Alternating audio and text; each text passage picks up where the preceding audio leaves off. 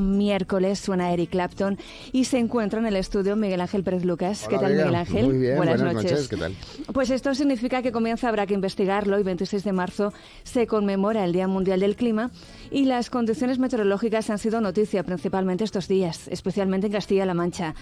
Por eso, más allá de las amenazas y sucesos que hemos estado contando, vamos a servirnos de la mirada de la ciencia para tratar de comprender qué está pasando. Y lo haremos con nuestro invitado. Él es licenciado y doctor en Ciencias Físicas por la Universidad Complutense. Desde 2010, profesor en el área de Física de la Tierra en la Facultad de Ciencias Ambientales y Bioquímica y actualmente ocupa el cargo de decano de esta facultad de la Universidad de Castilla-La Mancha. Su especialización incluye la modelización regional del clima, escenarios de cambio climático y eventos extremos. Nos suena, ¿verdad? Enrique Sánchez es un referente en la materia y tiene un amplio conocimiento sobre las evidencias científicas que muestran cómo las últimas décadas han experimentado variaciones climáticas significativas como resultado de muchas cosas que ya nos contará. Así que te presento, Vega, presento a Enrique Sánchez. Buenas noches. Hola, buenas noches. Un placer. ¿Qué tal, Enrique? Buenas noches. Vega, muchas gracias. Encantado de estar aquí con vosotras. Bueno, con el clima tan errático que estamos viviendo, ¿no? La primera pregunta que nos surge es ¿por qué últimamente experimentamos periodos en los que parece que no llueve nada y de repente nos enfrentamos a las lluvias torrenciales y sobre todo qué nos dice la ciencia acerca de estos fenómenos tan extremos? Bueno, pues en nuestra región vamos a hablar de que existen esos fenómenos, esos eventos extremos, tanto de sequías prolongadas, que estamos muy acostumbrados, como de lluvias torrenciales, a las que también estamos acostumbrados. A veces, en este contexto en el que estamos de cambio climático, de que seguro que hablaremos largo y tendido, a veces hay la tendencia a considerar que todo es causa del cambio climático y vamos a aclarar esta cuestión porque yo creo que es importante. No todo es cambio climático. Nosotros tenemos eventos extremos, hemos tenido eventos extremos en nuestra región, lluvias torrenciales, olas de calor, sequías prolongadas. Lo que sucede es que con el cambio climático ese tipo de eventos que ya existen se están acentuando. Ese es el kit de la cuestión y en lo que la ciencia está investigando para cuantificar al máximo posible cuánto se está acentuando, cuánto se está extremando. Porque a veces hablar de cada vez que llueve, cambio climático. Cada vez que hay una sequía, cambio climático. Cada vez que hay una ola de calor, cambio climático. No es exactamente así. Lo que sucede es que esos eventos están sucediendo de una manera que se están intensificando, ya matizaremos o ya afinaremos, pero el concepto es ese. O sea, los extremos ya han existido, las lluvias torrenciales han existido, las sequías han existido. Lo que sucede es que están sucediendo de una manera más intensa. Me acuerdo, Enrique, que estuvimos conversando hace como unos 5 meses, en octubre, y hablábamos de esos huracanes tipo el Milton, el Helene, que afectaban a Florida, y decíamos, bueno, es posible que esto llegue a afectar a España. Y bueno, a los pocos días de conversar viene la Dana, de Valencia, de Letour, y después, más recientemente, estas lluvias que han desbordado ríos como el Tajo, arrasando hasta un puente romano ahí en Talavera de la Reina. Bueno, como experto en física de la Tierra, ¿qué está pasando en estas dinámicas de la atmósfera? Pues lo que sucede, las dinámicas atmosféricas que tenemos, evidentemente en marzo, no es la primera vez que llueve, evidentemente danas, o como se llaman ahora danas, gotas frías, no es la primera vez que suceden, pero lo que estamos observando y estamos analizando detenidamente es cuánto efecto del calentamiento del planeta que estamos sufriendo intensifica o extrema, no sé si de manera más frecuente o al menos de manera más torrencial en la lluvia o de manera más fuerte en la sucesión de fenómenos de lluvia y luego de sequía, porque vamos a tener sequía otra vez, está contribuyendo a ese calentamiento. Has dicho, vamos a tener sequía otra vez. A pesar de estas lluvias extremas, muchos temen que la sequía vuelva a España, tal vez con más intensidad debido al cambio climático. Va a ser un escenario posible, ¿no? Ya lo has dicho, ¿no? ¿Qué indican esas proyecciones sobre la evolución de la sequía en ese futuro más cercano? Claro, ahora visto, tenemos una cuestión que está estudiada también que se llama la memoria meteorológica, ¿no? Tendemos a pensar en lo inmediato y es lógico. Bueno, la memoria en general es más fácil a corto plazo. Y meteorológicamente hablando, ¿quién se acuerda exactamente si el invierno pasado o hace 3 inviernos fue muy frío? Te engaña la memoria, ¿no? Quiero decir, ahora mismo acabo de terminar un periodo de lluvias intensas y decimos, bueno, ya se acabó. Ya no vamos a tener más sequías. Pues malas noticias. Ya. Vamos a tener, somos un clima en nuestra región y en general buena parte de la península seco, con lo cual vamos a seguir alternando periodos largos de sequía, que por suerte el actual, digamos, se ha reducido bastante por estas lluvias de este mes, pero van a volver y las proyecciones dicen que van a volver con más intensidad en los próximos años. Y ese es un problema en el que tenemos que gestionar con claridad. Las sequías van a seguir existiendo y van a ser más intensas. Mientras uno se acuerda o no se acuerda del tiempo que hizo hace 3 o 4 años, lo importante realmente son los datos, y estamos con un científico, ¿no? Lo que nos dicen los datos. Y hay un informe, Climate Central, me parece que se dice así, reveló que entre diciembre del 2024 y febrero del 25, cada persona en España experimentó un promedio de 28 días con temperaturas 1,1 grados centímetros por encima de los valores habituales. La pregunta es si puede haber una relación entre estos datos y las lluvias tan intensas que hemos vivido últimamente. Bueno, en lo concreto, en lo estrictamente de la dinámica atmosférica, posiblemente no, pero lo que sí podemos decir es que claramente este invierno, diciembre, enero, febrero, ha sido extremadamente suave para lo que suele ser. De hecho, podemos ver uno de los efectos más evidentes, más visuales, es la falta de nieve que hemos tenido. Evidentemente, visto con los ojos de estos días, nuestras montañas en el sistema central, en Gredos, están llenas de nieve, pero hasta hace un mes estábamos en un récord absolutamente exagerado de falta de nieve en las montañas, con lo cual, y eso está asociado a estas temperaturas suaves. ¿Eso es previsiblemente o probablemente un efecto del cambio climático? Sí. Con bastante probabilidad. Un invierno tan suave, 1.1 grados centígrados, como dices, a través de este informe de Climate Central, pero que estos los informes de la OMM y otros servicios meteorológicos y climáticos lo venían diciendo, AEMET obviamente también, es parte del proceso de calentamiento. Estos fenómenos de lluvias intensas o de lluvias continuadas que hemos tenido este mes, ¿es causado por el cambio climático? Pues bueno, habrá que verlo. En principio no debería serlo porque no es un fenómeno tan anómalo. Lo que tenemos que ver es un poco más en la distancia, ¿no? Pero muchos de los procesos que están sucediendo claramente tienen una influencia no menor del calentamiento global y evidentemente el invierno seco y no frío que hemos tenido. ¿Cuántos días de heladas ha habido? Si nos ponemos a contar días de heladas y quitamos estos últimos 20 días, lo que es estos últimos 4 o 5 meses, es una estadística absolutamente contundente. Bueno, otro hecho nuevo desde la última vez que estuviste aquí es que Donald Trump es el tipo más poderoso del mundo, ¿no? Con su lema Drill Baby Drill, perfora, volvió a poner sobre la mesa esa explotación de combustibles fósiles. ¿Qué impacto tiene este tipo de políticas en la lucha contra el cambio climático y sobre todo cómo afecta la presión política sobre la energía en la transición hacia modelos más sostenibles? Científicamente y desde el punto de vista de estrategia de política científica a nivel global, es un problema, evidentemente.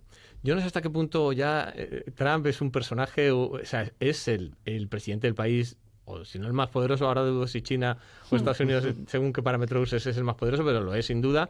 Y esta estrategia, que me gustaría pensar que a veces es un poco más postureo que real, pero me temo que es bastante real, el volver a la explotación del petróleo, del gas, del carbón, de lo que sabemos que produce calentamiento global, es un desastre en todos los sentidos. En Europa lo tenemos clarísimo, los científicos americanos lo tienen clarísimo, el planeta lo tiene clarísimo, pero hay otras estrategias o visiones de gran escala de política mundial, que en este caso la idea de ver a Trump gestionando y hablando de este tipo de cuestiones es bastante preocupante, sin duda que sí, porque es que científicamente, ya digo, los científicos americanos son distintos del resto de científicos del mundo, hay cero dudas. O sea, cuando ves a Carl Sagan, que es un divulgador científico de referente de los años 70, 80, los que veíamos la serie Cosmos, él era un físico espectacular y un divulgador maravilloso. Hay multitud de debates y de conversaciones. Incluso él fue al gobierno americano a explicarles, cuando les llaman esas comisiones que tienen ellos, a explicarles ya en los años 80 el efecto invernadero y el calentamiento global. Ya lo decía él hace más de 50 años. Quiero decir que esto es que científicamente hay cero debate. Otra cosa es que la gran política esté por encima, y se me escapan las razones puntuales de Trump o de su administración, pero creo que es un error gravísimo. Vamos a retroceder 4 años los que esté en el gobierno para luego volver a retomar este curso que es inexorable. Sé que tenemos que ir lo más rápido que podamos a la descarbonización, a reducir las emisiones de gases de efecto invernadero, todo lo que podamos, en todos los ámbitos que podamos.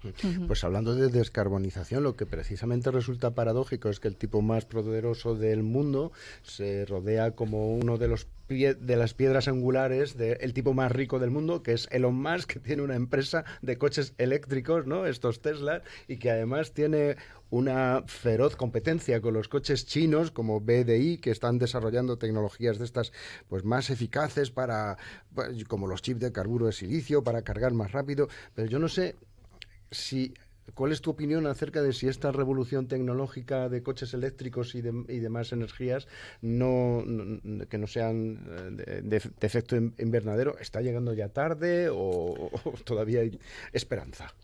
Siempre hay esperanza.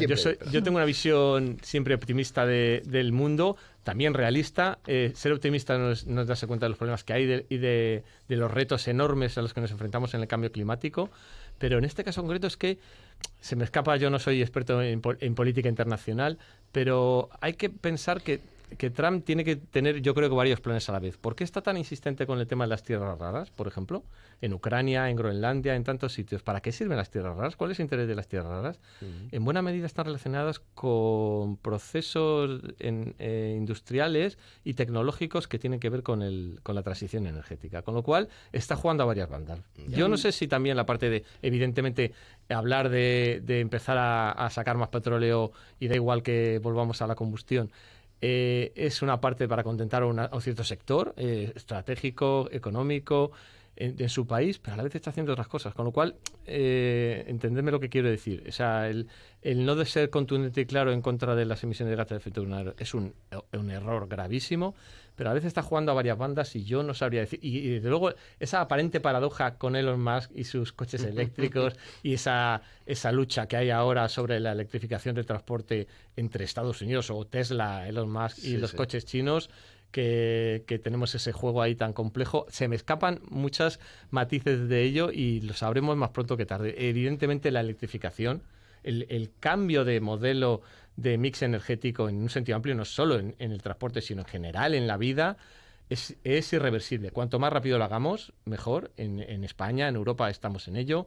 No sé si suficientemente rápido, pero estamos en ello y creo que es una línea clarísima. O sea, es que no tiene vuelta atrás.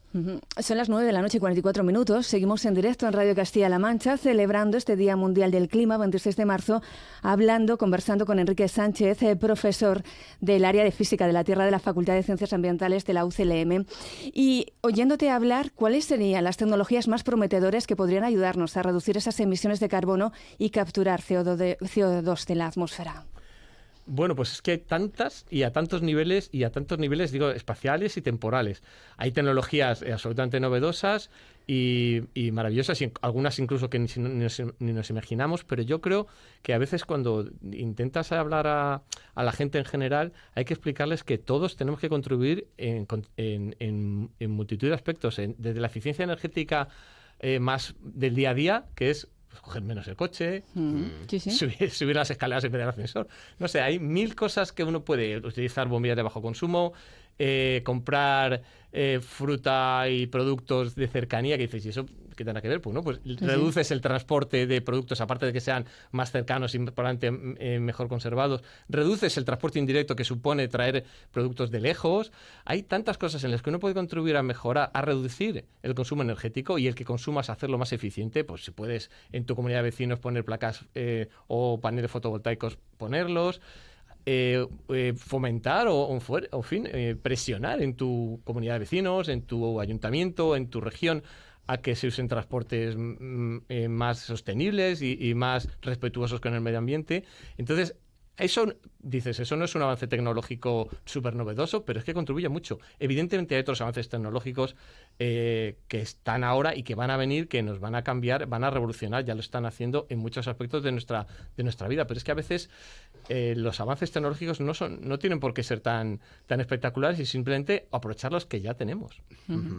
El conflicto en Ucrania ha intensificado la necesidad de rearme en Europa. Algunos países están planteando que la lucha contra el cambio climático forme parte de sus presupuestos de defensa. No sé cómo ves esta propuesta, si esto es una forma adecuada de afrontar la crisis crisis climática o se corre el riesgo de desviar recursos de otras políticas medioambientales para comprar escopetas o tanques o aviones o qué. Yo estoy deseando que nos expliquen exactamente a qué se refieren con todo este tema del rearme o del aumento en los presupuestos de seguridad. Ojalá alguien entendiera al menos parcialmente que eso es así. Es verdad que estamos en una coyuntura de política internacional muy compleja y están jugando siempre partidas de póker increíbles que se nos escapan al ciudadano normal, pero a la vez en este tema de la seguridad, en un sentido, entendida en un sentido amplio, evidentemente la seguridad climática, la seguridad alimentaria, la seguridad en un sentido global. Evidentemente yo creo que debería incluir este tipo de factores, ¿no? Pero me temo que no se están refiriendo a estas cuestiones cuando estos días se está hablando de aumentos de presupuestos de seguridad, pero bueno, estaría bien que lo aclararan y que la Unión Europea tuviera un concepto claro en este sentido. Ojalá habláramos de eso. Esperemos que en parte al menos sea de eso. Miguel Ángel en esta sección recopila noticias y me decía desde Perú que nos llegaba la noticia de que un agricultor ha demandado a una energética alemana acusándola de haber acelerado el deshielo de los glaciares con sus emisiones. ¿Esto va a haber un aumento en estos procesos litigios relacionados con el cambio climático? Pues yo también leí esa noticia hace poco y claro, te parecía un exotismo o una auténtica exageración, pero parece que sí. Y desde el punto de vista ambiental, en un sentido más amplio, yo creo que ya empezamos, todavía queda mucho, pero a acostumbrarnos a que el respeto por el medio ambiente desde un punto de vista más conceptual o más del día a día o más pedagógico, pero también en el derecho ambiental. El derecho ambiental es una rama del derecho que a lo mejor hace 30 años prácticamente era inexistente y ahora es una rama muy importante y tiene un montón de derivadas. Entonces, yo creo que es importante este tipo de, a lo mejor ejemplos si queremos un poco exóticos, pero que poco a poco se vaya, y ya se lo están haciendo, ¿eh? Si miramos en esa perspectiva de no tantos años, y yo como formo parte de una facultad de ciencias ambientales donde tiene asignaturas de derecho ambiental, cosas que antes nos parecían exageradas o absurdas o implanteables, ahora empieza a estar incluida en muchas partes de nuestro ordenamiento jurídico. Y me parece importante, me parece un ejemplo a seguir. A lo mejor este caso habrá que ver cómo evoluciona, pero el que se sea respetuoso y si no, se sancione y se persiga legalmente las cosas que no cumplen con las normativas que existen medioambientales, anda que no queda camino por hacer ahí. Pero ¿por qué no? Demos ejemplo y a lo mejor lo que ahora parece un exotismo dentro de un tiempo nos parece normal y hasta deseable. Fijaros que yo, que ya tengo una edad, cuando era jovencillo me acuerdo de aquella frase de quien contamina paga. Sin embargo, muchas empresas, y hace ya tiempo de que se decía esto, muchas empresas parecen asumir los costes de las multas, trasladándolo luego al consumidor, y yo no sé si este modelo seguirá siendo válido o la sociedad, es decir, los ciudadanos vamos a comenzar a pedir ya cosas más contundentes, no el contamina paga, pues contamino y pago. A ver, ahí es un tema, claro, tiene un montón de derivadas y de intereses cruzados, pero yo creo que una cosa que a veces discutimos con el alumnado que tenemos en la facultad, que se está formando como ambientólogos y ambientólogas, que no se dan cuenta de que la sociedad ha cambiado. O sí se dan cuenta. Y realmente ellos son actores en ese cambio de la concienciación ambiental y de ser críticos y exigentes con tu administración, con las empresas, con lo que haces. Entonces, claro que cada uno va a intentar escaquearse o echar la culpa al otro, pero yo creo que cada vez va a ser más difícil que la sociedad en general y el ciudadano en particular consienta o al menos tolere de manera pasiva y acrítica este tipo de jugarretas, por decirlo así, y se es más exigente en lo que es contaminar o no ser cuidadosos con nuestro entorno. Entonces yo creo que ese proceso, que queda mucho por hacer en cuanto a educación ambiental, ya ha empezado, cada vez va a ser más activo y cada vez los ciudadanos, cuando voten, cuando le pidan a sus representantes políticos y gestores esto no, o en esto no estoy de acuerdo, o si me dices que no vas a hacer esto, yo no te voy a votar, o me lo voy a pensar mucho, creo que cada vez eso está más incluido. A veces es un poco postureo, a veces es palabrería, pero cada vez más estamos más sensibilizados con el cuidado del medio ambiente en todos los ámbitos en los que nos movemos los ciudadanos. Cuidamos el medio ambiente pues para no ir a hablar de fenómenos tan extraños como esos glaciares que se están tornando de color rosado. ¿Qué está ocurriendo exactamente y qué es exactamente esa nieve rosa y cómo se relaciona con el cambio climático? Pues es un tema que me pilla un poquitín de lejos de mi ámbito, pero bueno, también he estado informándome y tenía un poco noción de esa cuestión. Parece ser que corresponde a un tipo de algas o de procesos biológicos que suceden en la nieve a veces y que parecen estar relacionados, la proliferación o el aumento de ese tipo de gas que acaban dando mediante los pigmentos que tienen ese tipo de coloraciones, parece estar bastante directamente asociado con el calentamiento. Es decir, ese tipo de algas o ese tipo de plantas o ese tipo de cosas que suceden en sitios fríos, conforme el frío va siendo menor, conforme el hielo va siendo menos fuerte o las temperaturas van siendo menos frías, favorecen o al menos no dificultan la aparición de ese tipo de organismos. Y eso, por tanto, no deja de ser otra señal más de que se está produciendo un calentamiento y están cambiando algunos ecosistemas, incluso en los más fríos, que parece que no está pasando nada y hace frío y allí no hay vida. Y sí la hay, y esa vida pues está evolucionando, está cambiando debido al calentamiento. Esa pregunta de los glaciares, aunque parece que como aquí no hay muchos glaciares en Castilla-La Mancha y nos pilla muy lejos, pues eso que los ciudadanos decimos, lo que pasa en las antípodas a mí no tiene nada que ver, ¿no? Pero parece que hay luego un efecto dominó, como por ejemplo el concepto de One Health, ¿no? Que está cada vez más pujante y que aborda esa relación entre la salud humana, animal, ambiental. Estamos ya ante un cambio de paradigma. El otro día el consejero de Sanidad abrió un congreso sobre One Health, ¿no? Estamos ante un cambio de paradigma serio que nos haga mirar estos problemas de otra manera. Yo quiero pensar que sí. Evidentemente es un proceso, no es instantáneo, ni es inmediato, ni es un escalón, es un proceso gradual, pero vuelvo a pensar en lo mismo. Hace 25 años, el año pasado, nuestra Facultad de Ciencias Ambientales cumplió su 25 aniversario en la Universidad de Castilla-La Mancha. Y lo celebramos y pusimos en valor lo que se ha conseguido en estos 25 años. Se llevan celebrando los 25-30 aniversarios de la Facultad de Ciencias Ambientales en España en estos años. Es decir, hace 25-30 años no existían los estudios en ciencias ambientales. Existían parcialmente aspectos que estudiaban el medio ambiente. Entonces, ahora ya no. Y nadie se plantea que eso no sea así. Y va a ir a más. Porque la sociedad lo demanda y porque ya se ha metido y se ha mezclado con la sociedad. Habrá gente que piense que es desesperantemente lento el proceso de sensibilización y de esa visión integral que se está empezando a producir. Yo no sé el ritmo que se llevará, pero lo que sí veo claro es que es un proceso irreversible. Ahora hay cosas que ya nos parecen a veces insuficientemente sensibilizados respecto a temas ambientales, y el One Health y toda esta visión y la integración de salud y clima, por ejemplo, también, que es otra derivada que también, digamos que la conozco un poco más, pero en un sentido más amplio, las cuestiones ambientales y ver una visión integral de todo ello en todos los aspectos de la vida y del funcionamiento de las sociedades. Yo creo que claramente vamos a eso. Esperemos que a la velocidad adecuada. Quizás en algunos casos no, pero ahí estamos. Salud y clima, y es que también se ha informado que el cambio climático está afectando de manera alarmante a la salud mental de los jóvenes en lugares como Madagascar. Frenar el cambio climático podría tener efectos positivos sobre la salud mental de toda la población mundial, además especialmente de los más jóvenes. Menudo preguntón. Yo creo que a veces hay que intentar ser un poco más humildes, no sé cómo llamarlo, modestos en nuestras ambiciones, pero evidentemente si tú tienes una sensibilidad por el medio ambiente, cosa que la juventud, aunque a veces la critiquemos, creo que es un horror y además no es verdad, tiene una sensibilidad ambiental muy superior, porque han crecido en ella, a la sociedad media, pues evidentemente cuando ven desastres y cosas gravísimas que suceden en el medio ambiente y en concreto relacionados con el clima, pueden llegar a sufrir esos efectos. También hay que hacerse la idea de que el cambio climático no vamos a poder pararlo a corto plazo. Y entonces hay que ser sensibles a ello. Claro. Enrique, fuera de micrófono, antes de entrar aquí, estábamos hablando de la obligación moral que tenéis los científicos, ¿no? de contar estas realidades a la sociedad. Tú eres un gran divulgador científico, como estamos viendo además aquí. Has participado además en iniciativas como Pine of Science, o los amigos de Ciencia a la Carta. Mandamos un saludo a Arantxa. Por supuesto. Oye, ¿crees que la comunidad científica está aprendiendo a comunicar de manera más efectiva para contrarrestar, por ejemplo, a los negacionistas o las redes sociales con todas las ocurrencias y exabruptos que hay y esos algoritmos que hacen que eso tenga más visibilidad? ¿O esto ya es una tarea imposible?